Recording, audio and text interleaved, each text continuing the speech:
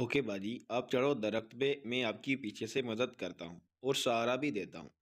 मैंने सोचा, नटखट रानी, आज अपना ये एडवेंचर भी पूरा कर लो। और बाजी, ये दुपट्टा तो उतार दो, बेहतर है। कोमल बाजी, नहीं भाई, दुपट्टा ठीक है, उतारे बगैर भी चलेगा। यार ये आज चाहती क्या है, अजीब ख्वारी है भाई। इसने दरख्त पर चढ़ने की कोशिश की और साथ साथ हल्के हल्के गिरने लगी, जैसे बच्चे एडवेंचर लेते हैं। मैंने भी पीछे से। वो उस वक्त दोनों पांव दरख्त के तने पर रख चुकी थी और सूरत हाल ये थी कि वो थोड़ी बेंड हो गई थी और बाजी की बेल हवा में मेरे सामने थी। मैंने उसे कहा, और ऊपर करूं? वो बोली, हाँ जी भाई, पेश करो। और क्योंकि मेरे हाथ शर्ट के कपड़े की वजह से स्लिप हो रहे थे, इसलिए मैंने अपनी आसानी के लिए उसे हटा देना ताकि आसानी से हो सके। लेकिन जैसे ही मैंने हटाया, मेरे ओसान खता हो गई। मेरे तो जैसे कानों से धुएं निकलने लगे।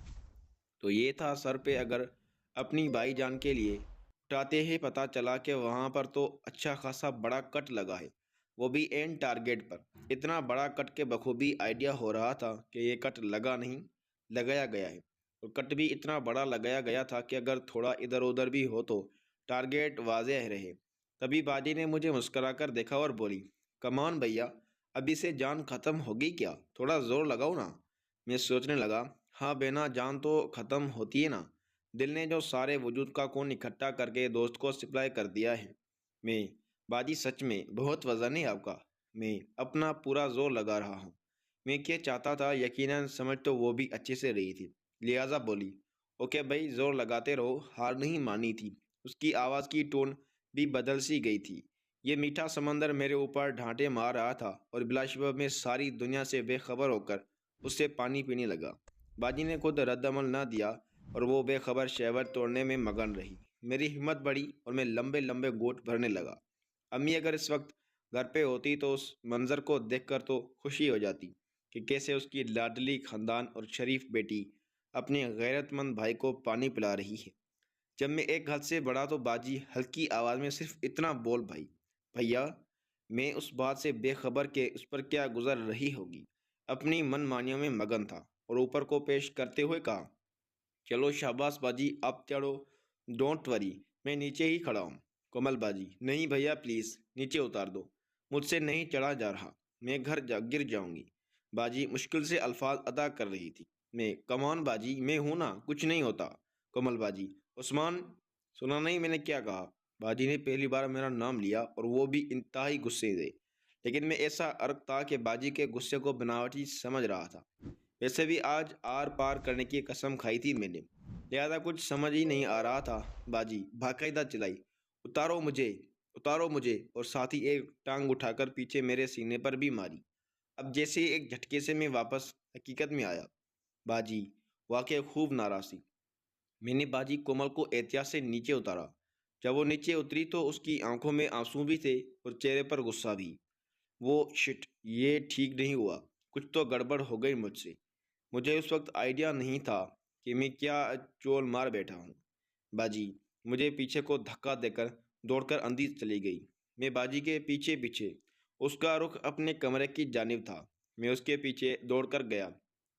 अभी वो टीवी लॉन्ज में थी कि मैंने उसे आवाज़ दी, बाजी रुको, रुको कोमल बाजी। वो इग्नोर करती चली रही। मैंने पीछे से जाकर बाजी का हाथ पकड़ा और उसे घुमा दिया। सुना नहीं तुमने, मैं कब से आवाज़ें दे रहा हूँ। क्या हो गया है आपको अचानक? सब ठीक तो चल रहा था। उस वक्त टीवी लॉन्ज में खड़े वो वापस मुड़ी। उसके चेहरे पर गुस्सा और आंखों में नमी थी। कोमल बाजी रोआन सी आवाज़ में, क्या हो गया है मुझे? उसकी आंखों पे लगा काजल फैलता जा रहा था। कमान भैया, अपनी तरफ देखो, क्या हो गया है तुम्हें? क्यों धोखा दे रहे हो मुझे या अपने आप को? भाई हो आप मेरे। अच्छा, इसमें खुशी है ना आपकी, तो ये लो। ये कहते ही उसने बंधन को खुद से हटाना शुरू कर दिया। मैंने झट से बाजी को रोका और बाजी को लपेट लिया। क्या हो गया है बाजी, होश में आ जाए। कोमल बाजी, भाई आपको पता है, जब भी मुझे कोई बाहर गंदी नज़र से देखता है तो दिल चाहता है कि इसकी आंखें निकालो। उस वक्त एक ही ख्वाहिश होती है कि यहाँ मेरा भाई होता तो किसी की हिम्मत नहीं होती आंख उठाकर भी देखने की। लेकिन यहाँ पर तो मेरा भाई ही, के वो बाकायदा हिचकिचाने लेने लगी। उस लम्हे दिल तो बहुत किया कि ये जो पाक दामन बनी इस सारी सिचुएशन और यहाँ तक जिन रिश्तों से होकर हम पहुँचे हैं, इन सब का ज़िम्मेदार मुझे ठहरा रही है। इसलिए बाजी को मैं ज़रा आईना दिखा दूँ कि क्या ये ताली पहले दिन से 2 हाथों से नहीं बज रही? बाजी ने तो जैसे कोई रिस्पॉन्स नहीं दिया। कौन-सी बहन ऐसे कपड़े पहनती है भाई के सामने? कौन-सी बहन ऐसे रोज़ाना बातें करती है? किसी बहन का लहजा भाई से बात करते हुए वाइफ़ों वाला होता है? कौन-सी बहन खुद पर अपने भाई के साथ एन्जॉय करती है? अगर किसी भूखे के आगे खाने की प्लेट रखी जाए, तो उसने तो खानी ही है, फिर ये सब तो होगा ना। दिल तो क्या कि एक थप्पड़ रसीद करके बाजी की उसकी असलियत दिखा दूँ। लेकिन मैं जानता था कि इस वक़्त अक्लमंदी किसमें है। उसे उल्लू साबित करता तो वो मुझसे तो मोहब्बत ना करती, लेकिन जो आग मैंने लगाई है, उससे बुझाने के लिए दर-दर पर जाती। इसलिए वो मकसद जो पहले दिन से मेरे ज़हन में था कि सिर्फ़ मंज़िल नहीं हासिल करनी, बाकायदा मोहब्बत भी करनी, वो बर्बाद हो जाता था। मैंने बाजी को आगे बढ़कर अपने साथ लगा लिया। आई एम सॉरी बाजी, कोमल बाजी। देखो भाई, कभी भी बहनों को गलत नज़र से नहीं देखते। भाई हमेशा प्यार की नज़र से ही देखते हैं और प्यार कभी गलत नहीं होता और प्यार में कोई भी गलत नहीं होता। अगर प्यार हो तो कोई भी काम नाजायज़ नहीं। बस मेरी जान रो मत, वरना मेरा दिल फट जाएगा। ये थोड़ा ज़्यादा फ़िल्मी हो गया था, मगर सिचुएशन की ज़रूरत थी। बाजी के जज़्बात को भी तो ठंडा करना था। इधर कोमल बाजी साहबा मुझसे यूँ लगी थी जैसे मुझ में समाई जाएगी। अब ये रिस्पॉन्स मेरी समझ से बाहर था। यानी अभी रोना भी है, भाई से भी इज़्ज़ती की शिकायत भी करनी है, फिर उससे लिपट कर तड़का भी लगाना है। शायद बाजी अपने आप को धोखा देना चाह रही थी, रोने से और मुझे बुरा-भला कहने से। जो बोझ उसके दिल में था, एहसास गुनाह की वजह से, वो उसके हल्का करने चाह रही थी।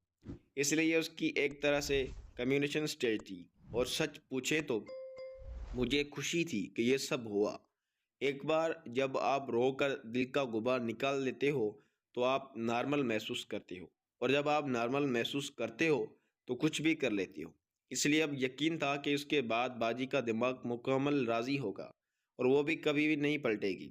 शाबाश बेना, मुबारक हो। अब तुम्हारा हर दिन ईद का दिन होगा। मैं यूँ लगे-लगे बाजी से बोला, ओके बस, बस चलो बाजी, अब आपके कमरे में चलते हैं। थोड़ी देर लेट जाएँगी आप। बाजी बिना कोई जवाब दिए मुझसे खामोशी से लगी रही। मैं उसके कमरे की तरफ ले गया और उसे बेड पर लेटाकर बोला, ओके बाजी, मैं चलता हूँ। मैं अभी जाने के लिए मुड़ा ही था कि पीछे से आवाज़ आई, कोमल बाजी, थोड़ी देर बैठो रहो तुम। बाजी ने इस्पात लहजे में कहा। मैं ओके बैठता हूँ, आप परेशान ना हो बाजी। कोमल बाजी, भाई अगर चाहो तो साथ ही बैठ जाओ। मैं चुपचाप दिल में डरते हुए कि फिर ना उसे कहीं शराफत का दौरा पड़ जाए, तो जल्दी से बैठ गया। कुछ देर कमरे में यूं ही खामोशी छाई रही। फिर मैंने कोमल बाजी के कंधे पर हाथ रखा और उसके करीब होकर कहा, कोमल बाजी, हम्म, मैं बाजी डियर, मैं आपका भाई हूँ और कभी आपसे झूठ नहीं बोलूँगा। और बाजी सच तो ये है कि मुझे आपसे बहुत मोहब्बत है और मैं आपको बनाना चाहता हूँ। ये अल्फाज अदा करते हुए मुझे दुनिया जहाँ की हिम्मत इकट्ठा करनी पड़ी थी। बाजी एकदम उठकर बैठ गई, जल्दी से अपना दुरुस्त गया और तकिया उठाकर टेबल पर रखकर घुटने जोड़कर बैठ गई और बोली, भाई प्लीज़ यहाँ से चले जाएं। मैं लेकिन मेरी बात तो, कोमल बाजी बात काटते हुए, प्लीज़ प्लीज़ चले जाओ यहाँ से तुम। मैं खामोशी से उठकर अपने कमरे में आ गया। ये मौका ये बात कहने का था या नहीं, ये तो नहीं पता मुझे, लेकिन इतना तय है कि अब मुझसे मज़ीद रहा नहीं जा रहा था। इसलिए बाजी माने ना माने, प्लान कामयाब हो या नहीं, लेकिन इस लम्हे जो किया वो बिल्कुल ठीक था। नाकामी तो हुई, बात बनते-बनते रह गई, लेकिन मुझे किसी बात का अफ़सोस नहीं था, क्योंकि अब मैंने कोई कसर नहीं छोड़ी थी। यह सब उसकी इस ज़िद थी, इसलिए बिस्तर पर बैठा और कुछ देर में सो गया और सोने से पहले मैंने ये सोच लिया था कि अब मैंने मज़ीद नहीं नखरे उठाने इसके। अब खुद आकर कहेगी तो ही लूँगा। अगले 3 दिन यूँ ही गुज़रे। कोमल बाजी बस नाश्ता और पैंट सर्व करती, मगर मुझसे कोई बात न करती। मैं भी उसे घास डालना पसंद नहीं कर रहा था, क्योंकि बहरहाल दिल तो अपना भी टूटा था। ये बेरुखी जारी थी। चौथे दिन मैं घर से बाहर था कि गाड़ी ड्राइव कर रहा था। गाड़ी में कोई गज़ल टाइप का गाना लगा हुआ था। आवारागी में हद से गुज़र जाना चाहिए। इस गाने के सेंटर में कुछ बोल आए, मुझसे बिछड़ के इन दिनों किस हाल में है, वो ये देखने रकीब के घर जाना चाहिए। अचानक मेरे ज़हन में एक आइडिया आया। यार कोमल बाजी अपनी तन्हाई में आजकल क्या कर रही है? कुछ पता तो चले। इतने ढेर सारे चांस लिए इसने और अब अचानक चुप साध ली। तन्हाई में कुछ तो करती होगी, ऐसा वैसा कि जिससे मुझे उसके माइंड सेट का आइडिया हो। मैंने गाड़ी घर की जानिब मोड़ ली। आज दिन को घर में कोई नहीं था। अम्मी अबू दोनों को एक ही जगह जाना था, किसी रिश्तेदार की तरफ, और इन्होंने रात को देर से घर आना था। कोमल बाजी आज निशा के घर गई थी सुबह से, और उसे शाम को आना था। शाम का वक्त हो चुका था, इसलिए उम्मीद है कि वो अब तक आ गई होगी।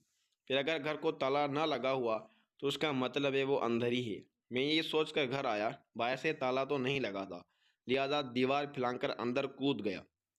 अंदर कोमल बाजी की गाड़ी तो नहीं खड़ी थी, उसका मतलब वो नहीं आई थी। हाँ, अलबत्ता अम्मी अब्बू की गाड़ी खड़ी थी। वो तो आज ये दोनों जल्दी आ गए। कहकर तो रात को गाने का गए थे। खैर, अब आ गए दें तो चेक कर लेते हैं कि इनके कमरे में क्या चल रहा है। मैं गैलरी से होता हुआ अम्मी अब्बू के कमरे की तरफ गया।